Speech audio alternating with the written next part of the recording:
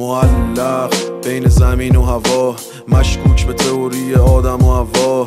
مست ولی نمست از باده، مست و نشست کلمه و لغات و واژه. گم و گورم توی سیاهی تقدیر، بدون هیچ سایه‌ای، بدون تصویر. گره شدم تو گره ی رشته سرنوشت، تو جهان موازی که ناممکنه تفسیر، که نداره مرزی برای این که فرامرز شی، که میتونی لحظه توی زمان تو مفشی، بدون جا و مکان، بی پایان بی آغاز. میتونی از صدای نشیدم حتی کرشی، بی ثباتی سواری اجباری رو کشتی، وسط یه طوفانی روی امواج وحشی. نه پی زنده موندنی نه تلاش کنی قرشی، حد وسط تو دوراهی بد و خوب تصمیم. حراس ندارم از کسی جز خدا و خودم، حواس ندارم پرت همه شیش تاشم به دورم. مسیر تمومی نداره و رو تکرار کلن، عاقبت همه یه جوره با راه پر از خلوز. اجبار زندگی ها رو زمین پر درد سر، پد و تولد تو گل میری تا فرق سر.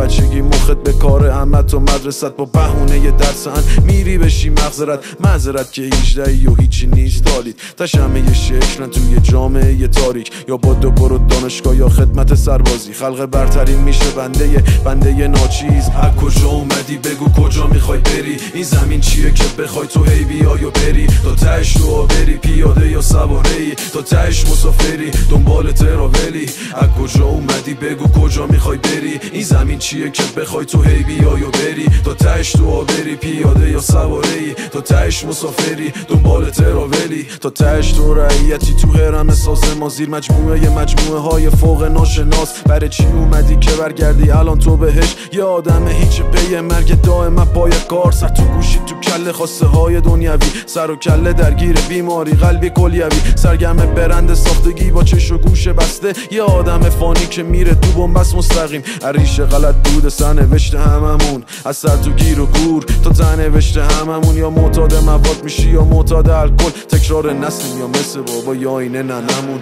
مصمم توی زندگی نکردن، مردد بین رفتن شاید نرفتن. کدوم طرف درسته و کدوم طرف غلط، رجوع بکنم به کدوم ادیان مقدس. تو سیاه ترین عصر تاریخ چیه رسالتم، توی رقابتم و همچنان اهل قضاوتم. هوش و ذکاوتم بکانی چون همه چی به جیبه، که پاش میدن شرافت یا حتی اصالتم. من میخوام قصه تموم بشه حتی به تلخی، واسه مستانه تر شدن بیا از راه بدرشیم. از راه الواتی نمیشه اسرار و بلید، واسه تغییرات من نباید که اعصاب کفشیم. تو دنیایی که همه چی در حال تداخله، از اول تولد تا پایان یه تصادفه. راه نجات هممون فقط تکامله، که بفهمی چی بوده علت تناسخه.